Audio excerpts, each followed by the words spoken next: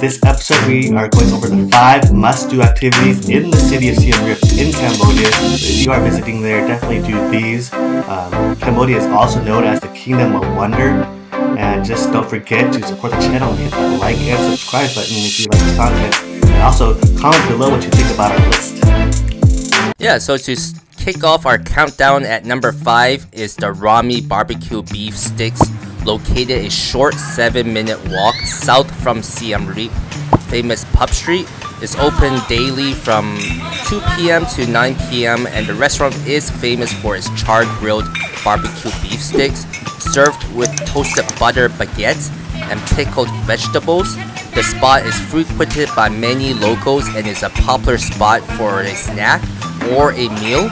Note, their specialty is beef sticks, so they only serve this and offer a variety of drinks from beers to sodas. One of the really great places, they don't, like you mentioned, Micah, they don't open very long, but they are very popular, so a lot of people will do orders to go and they'll pick it up. But they definitely do a lot of business for what they have and for the short time that they are actually open. One of the great things about these beef sticks is it does have that charcoal grill, so you get that nice char on it, and you'll see on the beef sticks the kind of blackened parts that are charred, and it has so much flavor to it.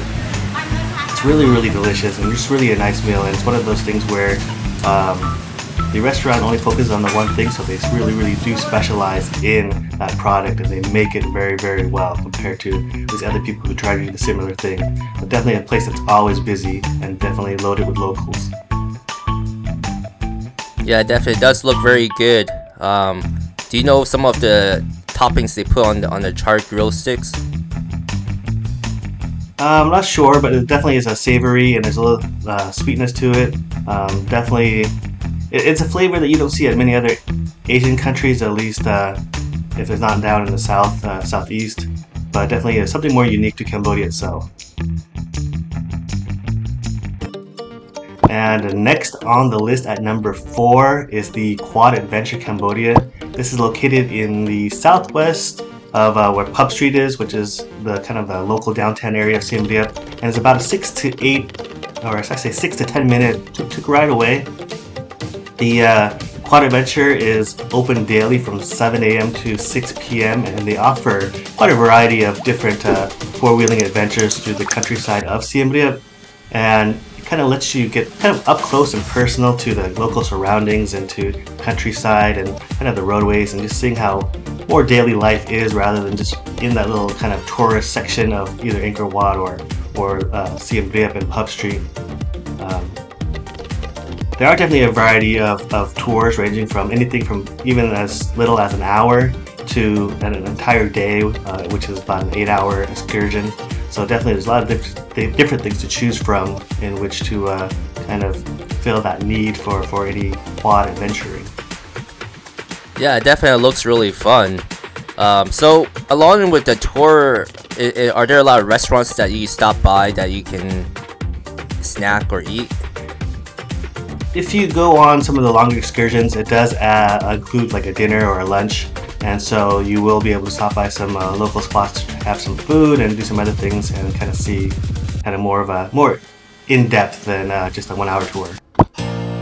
Alright, and moving along at number 3 is the thrilling Encor Ziplines, located inside the Encor Archaeological Park. The ziplines are open daily from 7 a.m. to 5 p.m. and include various lines that zip you through the jungle canopy, along with the suspension bridges connecting you from one area to the next. There is an emphasis on safety as they stress and monitor for each rider to be double clipped into the safety lines throughout the tour. Yeah, this is pretty fun, Mike. I really enjoyed this one. I enjoy zip lines in general, but this one was really fun because you have the lines were pretty long. They were relatively quick, but not too quick. So if you're afraid of going too fast, then you don't have to worry about that. But it's fast enough. But just being up and around the jungle, kind of looking around, there's certain spots in which you can actually see the tops of temples. So definitely a really nice thing to kind of change of scenery of what to see at Angkor Wat. And next on the list at number 2 is the floating villages along the Tonle Sap Lake. It's located about half an hour south of the Siem Reap city center. The amazing floating villages, they showcase kind of the life living over the lake and kind of the daily things that they do to kind of survive. The tour kind of takes you through the canals of the villages and it kind of out into the open waters of the Tonle Sap Lake, which itself is the largest freshwater lake in Southeast Asia. And there's one of the main reasons a lot of people actually go on these tours is to kind of view these spectacular sunsets that kind of go over the horizon over on the lake. So it's definitely a really beautiful thing to go out and look at. Very relaxing and just very awe-inspiring to see. Yeah, it definitely looks very comforting to be around that area. Kind of reminds me of another village I went to when I was in China, and you got to like really tour and get to know the locals and the whole lifestyle there. Yeah, the lake is so large. To me, it reminded me of like Lake Michigan or some of the lakes over up in the U.S. that are really large, and so you don't really get to see the other side, and it just seems like some big sea or ocean. But when you kind of think about it, it's a freshwater lake, and it's amazing that it's that large and just that incredibly beautiful.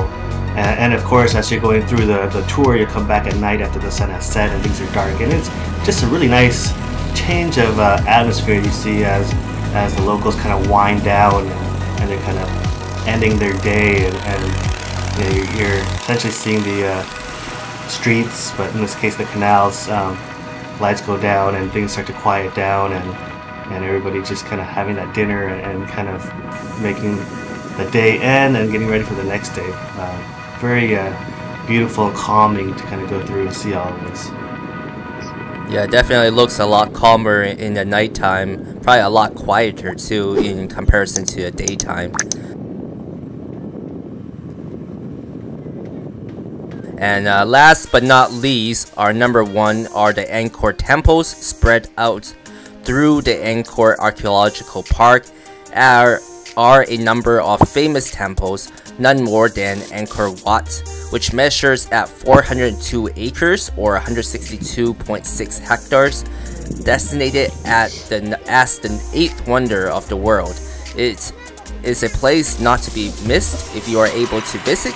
There are various admissions that can be purchased for foreigners, ranging from 1 day to multi-day visits, which includes all the temples and not just the Angkor Wat itself. Admission for Khmer or Khmer heritage is free with proof of heritage, of course. Also, being able to speak Khmer is very helpful, as there are workers who will speak and ask questions in Khmer. And I remember Angkor Wat. I've been there many years ago for a visit with my school during my high school years, and it was definitely a wonder. Definitely a place that you have to visit at least once in your life and make it a destination. Yeah, I completely agree. One of the unfortunate things is it's not as handicap accessible. So there is definitely a lot of walking or going up some stairs. So it's definitely something you want to get, where you're more comfortable with walking around. So that's something to consider for sure. But yeah, it's definitely definitely a place that you just gotta see in your lifetime. It's so spectacular. Something that, especially if you grew up somewhere else and you're not around it, and it's something that you're just, you haven't really been able to see, and seeing it on film is just not quite the same as seeing it live in person and actually being able to walk through and kind of looking at all the little details from the different sculptures they have throughout, or the wall sculptures, things like that. It's just so interesting with all the little details that each time you actually go visit, there's probably something different you'll see, especially going to different temples and walking around. Definitely something you can't miss, and that's why, of course, it's number 1 on the list. And of course, it's getting more and more popular these days, but definitely this is why it's number 1.